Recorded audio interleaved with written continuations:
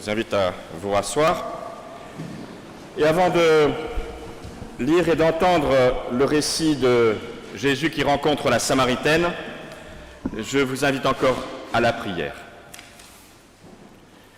Ô Éternel, notre Dieu, nous avons besoin d'une parole, la tienne, qui fasse sens ce matin pour nous.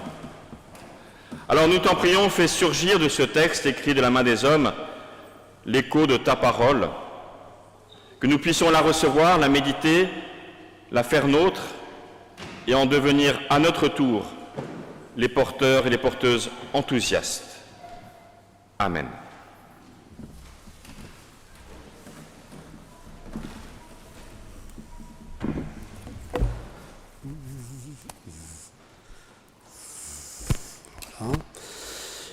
Je vais lire l'évangile de Jean, chapitre 4, versets de 1 à 30.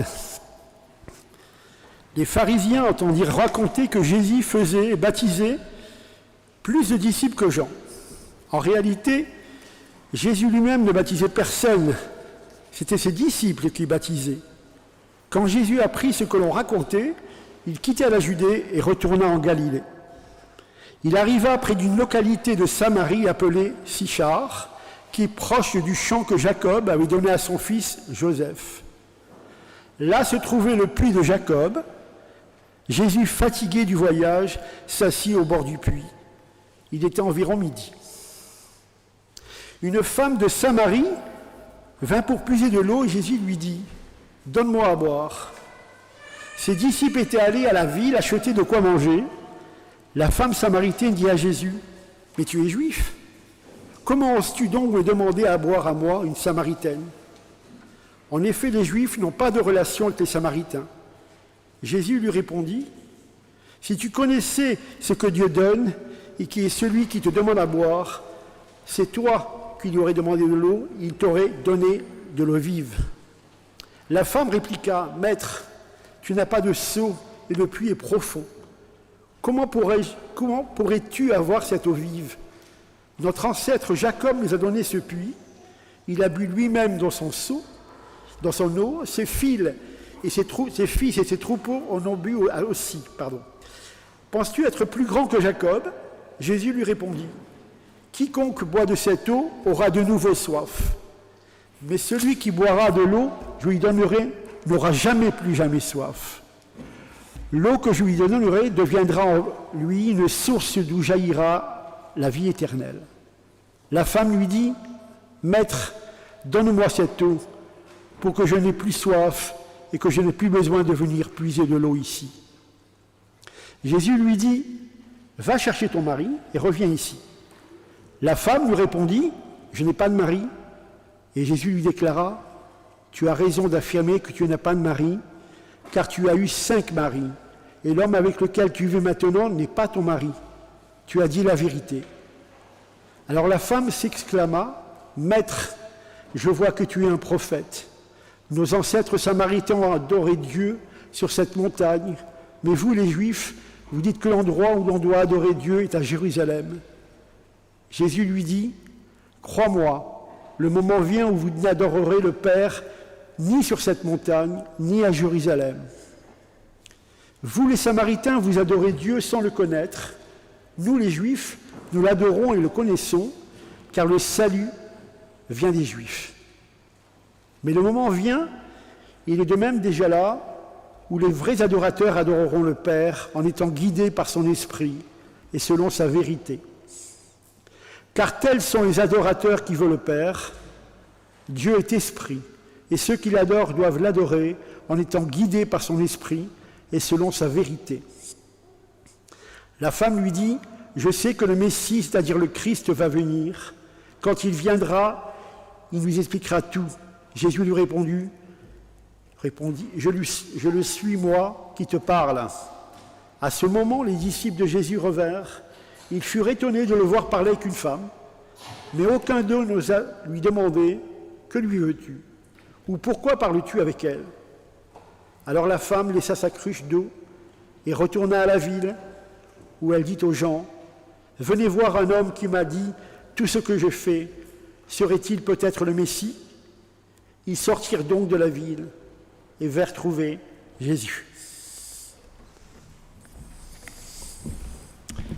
Seigneur, ta parole est vérité, sanctifie-nous par ta vérité. Amen.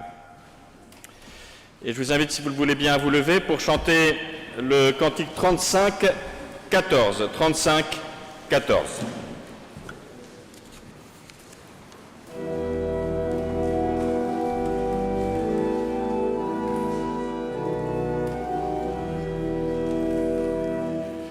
Souffle du Dieu vivant, l'Esprit créateur, au début du monde.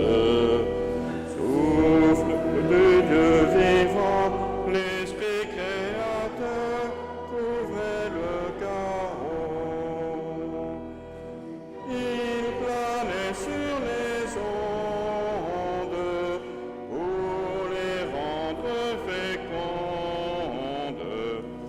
Souffle du Dieu vivant, l'Esprit créateur, planait sur les eaux. Souffle du Dieu vivant, l'Esprit créateur, passe sur la plaine. Souffle du Dieu vivant, l'Esprit créateur, réveille les morts. C'est lui qui nous fait vivre, c'est lui qui nous délivre. Souffle du Dieu vivant, l'Esprit créateur, fait l'homme nouveau. Souffle du Dieu vivant, l'Esprit créateur, rassemble les hommes. Souffle du Dieu vivant, l'Esprit créateur, n'en fait qu'un seul corps. Au jour de Pentecôte, enflammant les apôtres, souffle du Dieu vivant, l'Esprit créateur, remplit l'univers.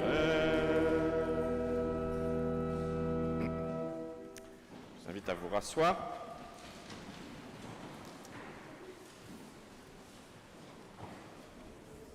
Certains détracteurs du christianisme disent qu'au fond, Jésus a fondé une secte et que cette secte a bien réussi, que Jésus est un champion de la manipulation. Ce qui est certain, c'est que ce récit de la Samaritaine est parfois utilisé dans les écoles de commerce ou dans les écoles qui enseignent la communication, parce que c'est un modèle de communication, de décalage qui se fait progressivement. Une demande est formulée, Jésus écoute, fait preuve d'empathie, puis il va déplacer le sens par petites touches jusqu'à obtenir exactement ce qu'il veut et que la femme va découvrir qu'elle désire en fait. Et il arrivera à une belle conclusion. C'est exactement comme quand on va dans un magasin, qu'on va y acheter, ça vous est certainement arrivé, qu'on y va pour acheter quelque chose, on revient, on n'a pas acheté cette chose qu'on a oubliée, mais on a acheté plein d'autres choses, parce que nous avons été soumis à une tentation, et pour peu qu'on ait un bon vendeur, on va pour acheter quelque chose qui m'intéresse parfois, les voitures, on y va pour acheter une petite citadine et on revient avec une limousine. Bref, la vente, la communication. Mais allons bien au-delà, évidemment, parce que Jésus n'est pas, évidemment, vous l'avez compris, un manipulateur. D'abord, le décor de cette scène, de cette rencontre avec la Samaritaine, autour d'un puits. Il faut savoir que dans les contes populaires du judaïsme, qui couraient à l'époque, et dans ce qu'on appelle la littérature intertestamentaire, le puits était un élément symbolique très très important. C'est le lieu où l'on trouve une épouse. Rappelez-vous, 2 chapitres avant, on était aux noces de Cana, sur le thème des épousailles en quelque sorte du Christ avec l'humanité. Eh bien, en Genèse 24, sans aller même dans les contes, en Genèse 24, dans l'Ancien Testament, l'aîné des serviteurs doit aller chercher une épouse pour Isaac. Il a apporté tout ce qu'il faut comme cadeau, mais il va près d'un puits et interroge certaines femmes. Et la première qui lui dit « Je te donne à boire, à toi et à tes chameaux », eh bien, il l'a choisie. C'est Rebecca. Et puis, il fait ensuite les cadeaux, et il y a les ripailles, les noces, etc. 5 chapitres plus loin, on remet ça au chapitre 29, on recommence avec Jacob, fils d'Isaac et de Rebecca, qui découvre Rachel autour du puits, et elle est même la fille de Laban, donc elle reste dans un lien familial. Mais le mariage va avoir lieu. Même l'histoire de Moïse, au chapitre 2 du livre de l'Exode, il va rencontrer sa femme, Séphora, à côté d'un puits. Il y a donc ici, dans le décor, un symbole très fort des épousailles de Christ avec l'humanité. Ici, on n'est pas comme dans le chapitre précédent avec Nicodème qui était venu voir Jésus pour lui poser des questions en pleine nuit, disait le texte. Là, on est en plein midi, en plein cagnard, ce qui est d'ailleurs en soi absurde. Si vous avez connu ce genre de climat, ce n'est pas l'heure à laquelle on sort et ce n'est pas l'heure à laquelle on va faire des kilomètres pour aller chercher de l'eau. On le fait plutôt le matin à l'aube. Eh bien non, là c'est en plein midi. C'est donc au grand jour en quelque sorte que ces épousailles vont se faire. Alors, il faut aussi rappeler dans ce décor le rôle des Samaritains, de la Samarie. La Samarie, vous voyez, qui est au nord de la Judée, au nord de Jérusalem, eh bien, s'était séparée du reste du peuple d'Israël à partir de 920, puis en 721 avant Jésus-Christ, Samarie tombe aux mains des Assyriens. Et comme on le faisait beaucoup à l'époque, on mélangeait alors les populations, on déplaçait les populations. Un peu comme beaucoup plus tard au XXe siècle, Staline l'a beaucoup pratiqué. Eh bien, on mélangeait les populations, et donc cette population samaritaine s'était mélangée avec d'autres populations et avait mélangé sa foi avec d'autres pratiques. Il y avait une forme de syncrétisme, de mélange des pratiques. C'est donc la tradition de Jacob, issue de Jacob, devenu Israël, à laquelle les Samaritains vont se rattacher en fondant le royaume d'Israël. Jacob, justement. Voilà ici mentionné le puits de Jacob. Et là, en quelque sorte, Jésus va tenter quelque chose de réunir les opposés, de réunir les Samaritains et les Juifs, de réunir les deux peuples opposés.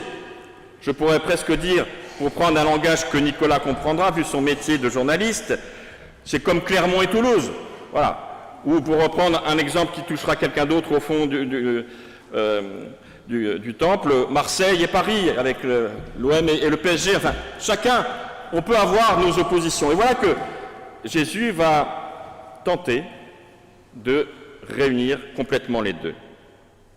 D'abord, il va décaler, on le disait tout à l'heure, décalage de l'eau, la simple eau, en eau vive.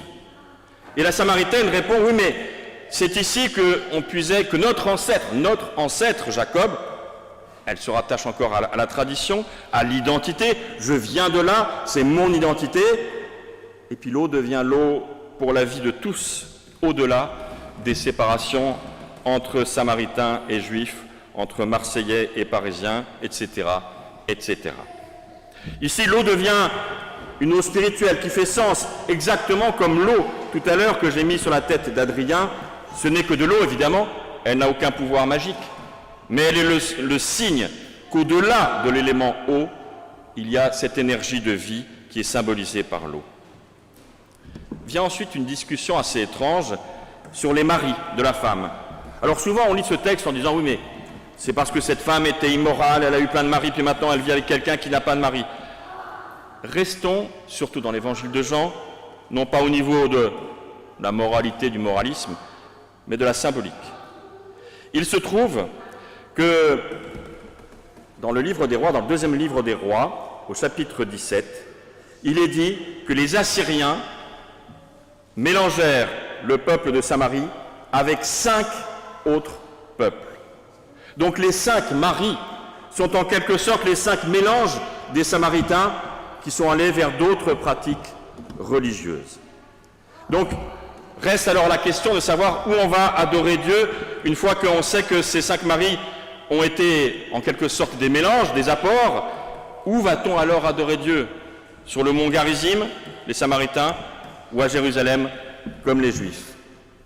Et là encore, Jésus va déplacer. Ça ne sert à rien de s'attacher à un seul lieu. On peut adorer Dieu au musée du désert, ou à Rome, au Vatican, ou à Constantinople, devenu Istanbul, bref.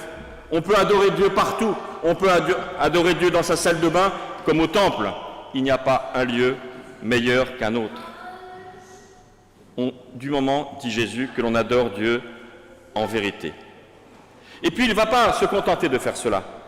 Il va même reprendre une formule très ancienne dans le livre de l'Exode, avec le buisson ardent, où Dieu dit « je suis qui je suis » ou je suis qui je serai. On peut le traduire de mille et une manières. Mais il reprend cette expression « je suis ».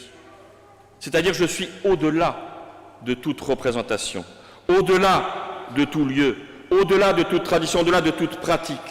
On est vraiment ici dans un Dieu universel et transgressif, transgressif des frontières, transgressif des divisions, transgressif aussi du fait de parler avec une femme.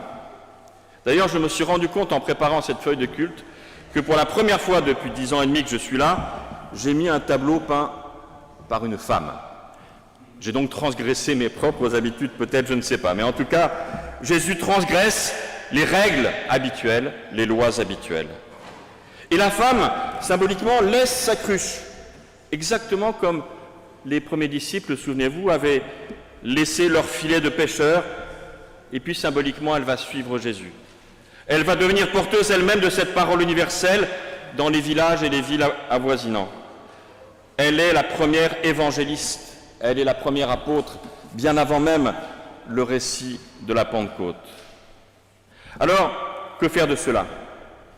Que faire de cela? Eh bien, je crois que nous avons, nous tous, à nous convertir comme cette Samaritaine, à recevoir cette énergie de vie et à la porter, à accompagner celles et ceux que nous rencontrons avec cette force de vie.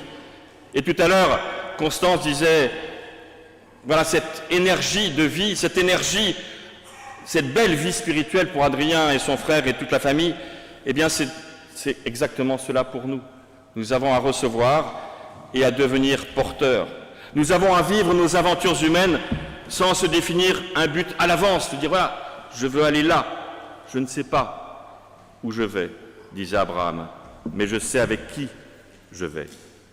Alors je crois qu'il y a des conséquences théologiques importantes à ce texte. D'abord, c'est que la théologie n'est pas uniquement dans les livres, mais qu'elle est dans la rencontre réelle, dans le face-à-face de cet homme Jésus, de cette femme la Samaritaine, dans toutes nos rencontres.